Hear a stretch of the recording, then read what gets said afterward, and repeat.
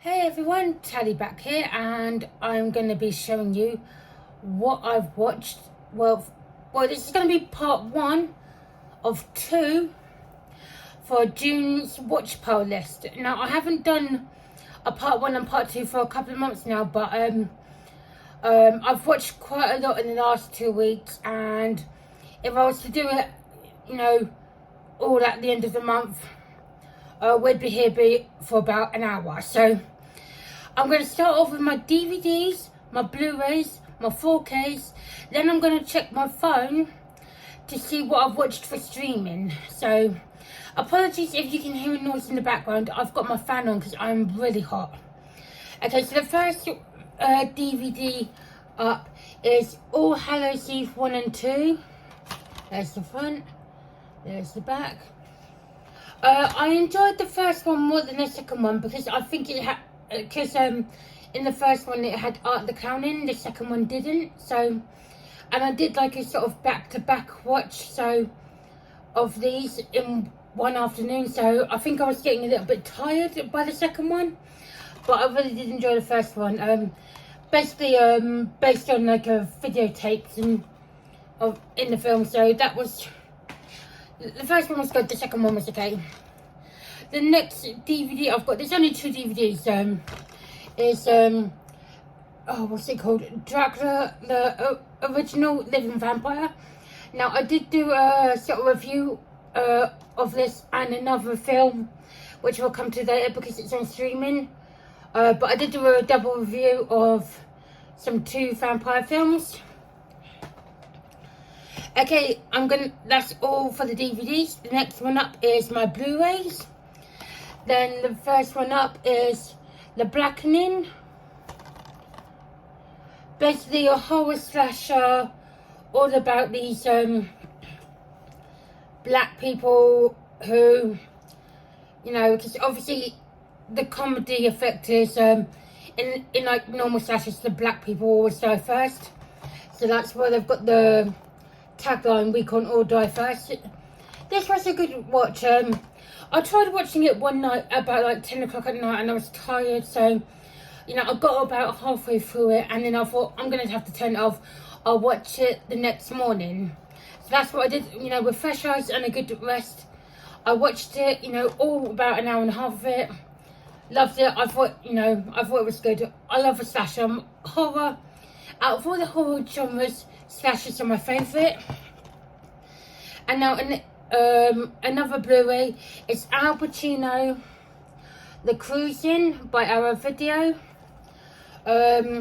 Basically, Al Pacino plays an undercover cop who infiltrates gay nightclubs to find a killer that's killing all these gay guys. And of course, he's not gay in the film, but he's got a girlfriend back home, and of course it takes a strain on him, his relationship, and of course he's got to find this killer before he ends up the target. And obviously the police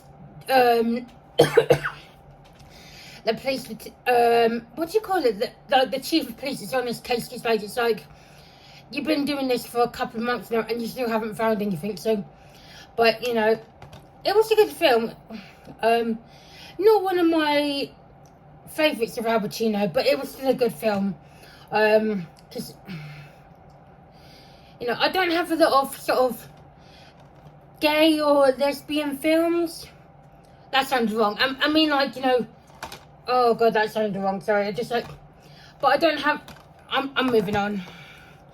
The next one up is The Equalizer 1, 2, and 3. Watched this all in one afternoon because I was waiting on a repair job that never happened. So I spent my afternoon watching all 3 Equalizer films. Now, I'd never seen these before. Most of these I hadn't seen before, but I really did enjoy this. And they're just sort of good action flicks. Denzel Washington plays a badass. I like the fact that every time he comes across a baddie or a villain, he puts a timer on his watch and tries to beat the time. I did think that was quite funny. So yeah, if you haven't watched the Equalizer films and you love action, watch them. They're a good time.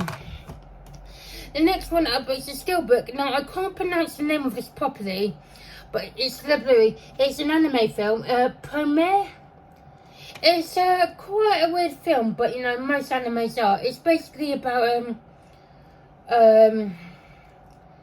some humans who can have to set fires in order to continue living, because it's like the fire lives inside them, so they have to.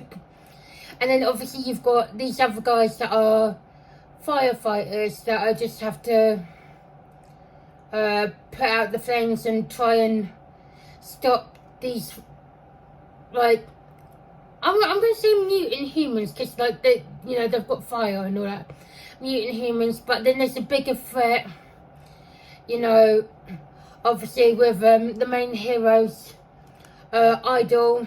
I'm not going to spoil it too much, but basically the magma of Earth is going to destroy the Earth, and they've got to find a way to prevent it. And so the mutant fire people aren't actually the villain. There's a much more dangerous villain behind them, sort of thing. And then the next one up is ignore the first one.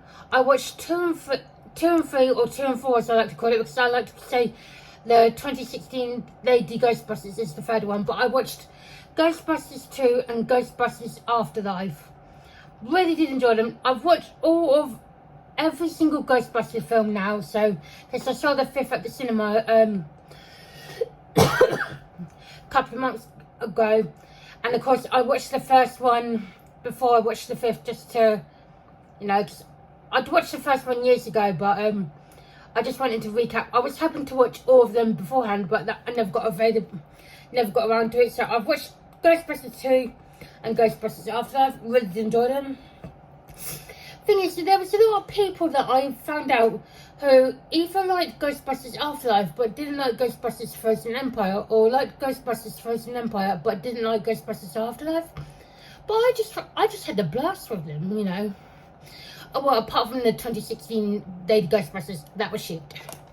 Sorry for my swearing.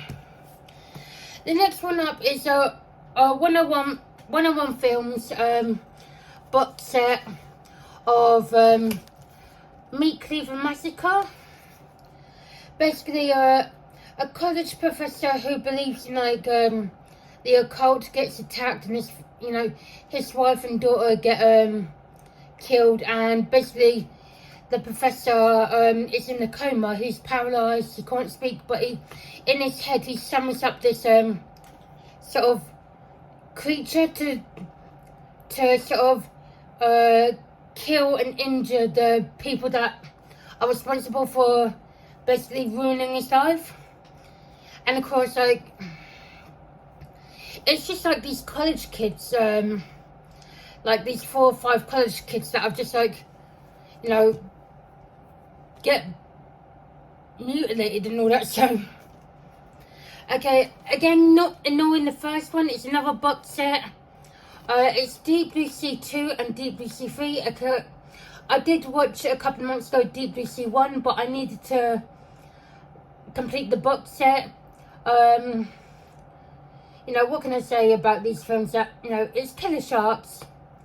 You know, just like that I've been sort of mucked about with, you know, medical procedures. But I think Deep Blue Sea and Deep Blue Sea 2,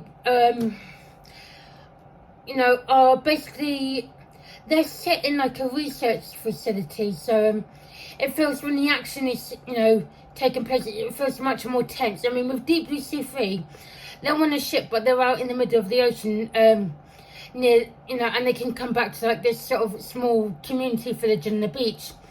But I just find that, you know, I like the research facility basis better, because I just thought it was a bit more tense. I mean, you know, it's a shark film. I love goofy shark films. So okay, that's all the Blu-rays I've watched. Now to get on the 4Ks. I think I'm gonna have to cover this next one up. It's a Vinegar Syndrome, or a partner label of Vinegar Syndrome. Invisible Maniac. This is a weird one. I thought it was just gonna be a guy who just, does a science experiment, turns invisible and start killing people. That's basically what he does, but the fact that he's a bit more pervy about it, and I'm thinking, he's teaching at like this summer school, and he does weird stuff to the teenagers there, which I felt a bit uncomfortable about, because obviously if it was just him just kidding for the sheer fun of it, but he's like ripping tops off of the girls and spying them on the shower, and I'm thinking no. Anyway, I'm moving on from that. The next one up is sorry if it's there, Five Nights at Freddy's. Now I was hoping to do a sort of a double review of this and Willy's Wonderland when Five Nights at Freddy's came out, but I never managed to get to do it. But I was going to say, Five Nights at Freddy's is okay. I prefer Willy's Wonderland. I just thought Willy's Wonderland was so much better, but apparently that's, what some people are saying, and I'm thinking I'll make my own, this is before I watched Five Nights at Freddy's, I thought, well, I'll make my own decision, because I was really hoping to go to the cinema to see this, but I never actually managed to go. So I picked it up when it was first released, and it's taken me all this time to watch it, and it was just okay. So I wish I waited a little bit until it went down on price rather than paying full price for it, but what can you do? The next one up is Disney's The Creator. Sci-fi sort of war, sort of AI sort of thing. It was good. I thought it was going to be slightly more actiony. It did have action in it, but like this was like 2 hours and 15 minutes where I'm just thinking, I'm rooting for the soldier that has to help this AI girl, and of course I'm not going to spoil it, but I just something happens near the end. And I'm thinking, oh good, it's gonna be a nice ending. And that's all I'm gonna say. Watch it, It's on Disney Plus, or you can pick it up on physical media. I wanted to pick it up on physical media because, I just do, I like collecting. And the last one up is another anime. It's Belle. It comes with the 4K and the Blu-ray in 2 separate cases, but it does also have a Blu-ray in the 4K case. So basically sort of like a social media sort of online sort of virtual world. You could be anything you want to be, and this girl who's lost her mother when she was a small child creates like an avatar to become a singer,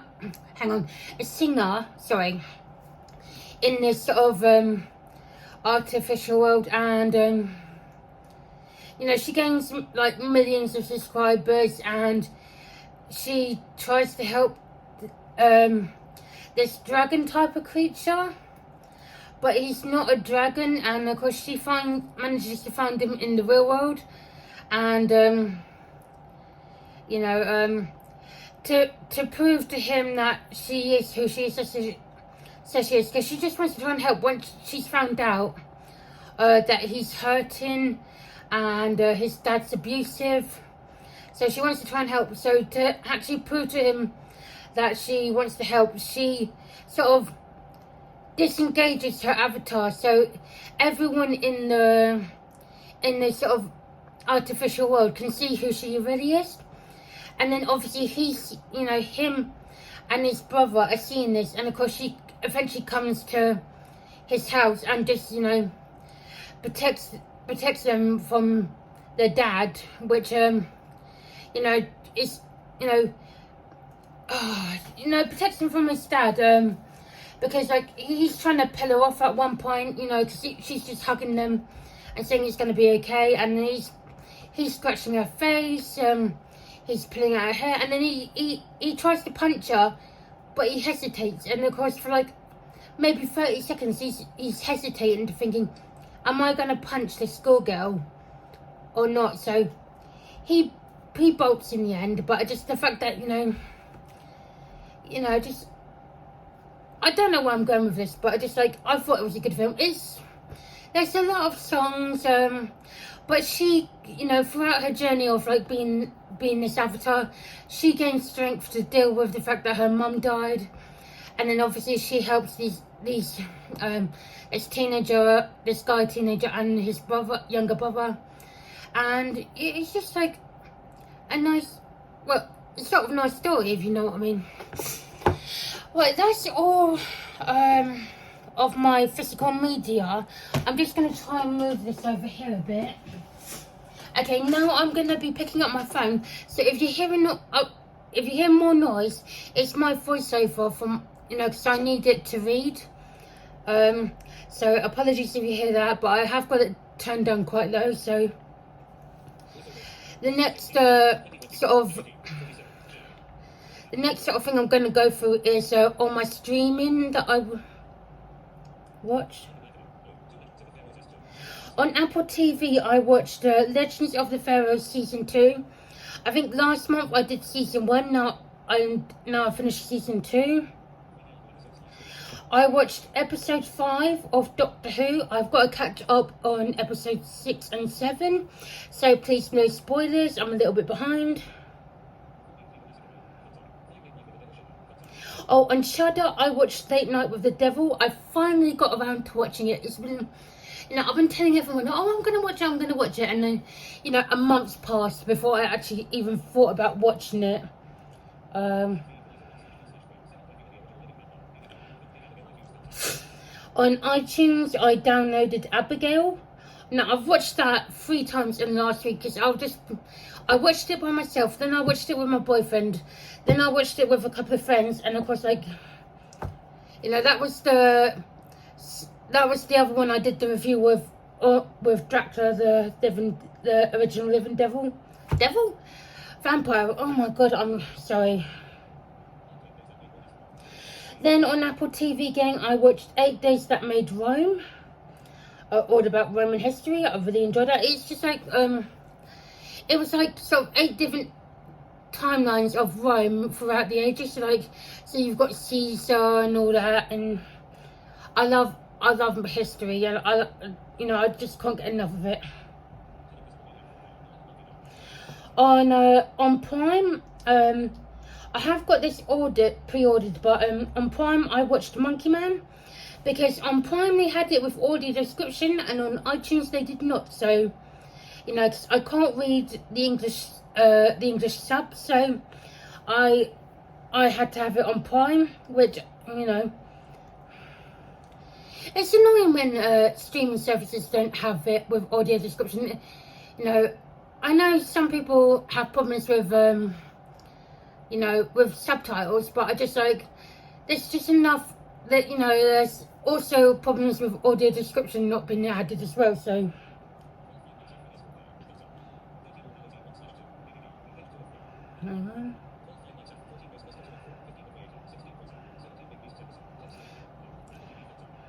and then on Apple TV again, I watched Series 1 of Big Beasts, which is a nature documentary narrated by Tom Hiddleston, who plays Loki in Marvel. I love his voice. It's just really nice to listen to.